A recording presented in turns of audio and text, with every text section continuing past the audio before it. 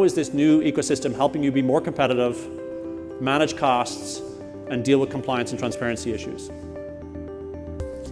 And so that future that we're talking about this ecosystem for will be more competitive, right? The competition's not going away, and to be more competitive, you're going to need better targeting, more ability to personalize, and really more intelligence. The ability to really understand who your customer is, what you've talked to your customer about in the past, what you want to talk to them in the future about, and be able to line all of those things up.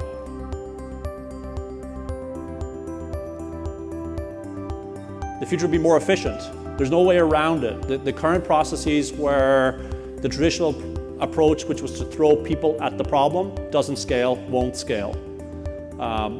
There will be this need for more automation, but along with that automation, it's not about moving to standardization and one size fits all. You still need this ability for customization, going back to the previous slide, and more intelligent targeting, using customer preferences, using understanding of customer investments and customer needs to drive more customization.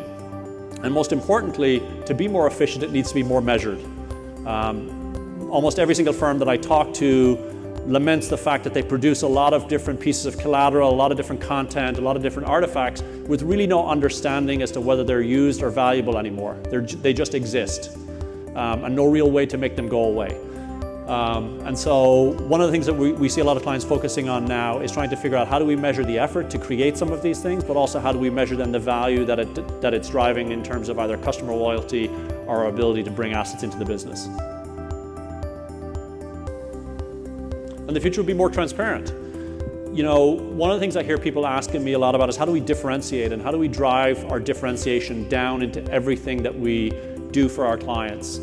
How do we move the conversation away from this quarter's performance and really back to what's the strategy, what's the product? Are we making decisions consistent with that product?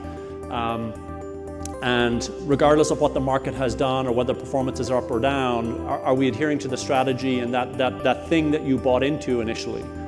And how do you drive that down into everything that you're doing, whether it's coming up with interesting ways of visualizing that information or layering in some of the insights around performance attribution and going way beyond a simple Excel.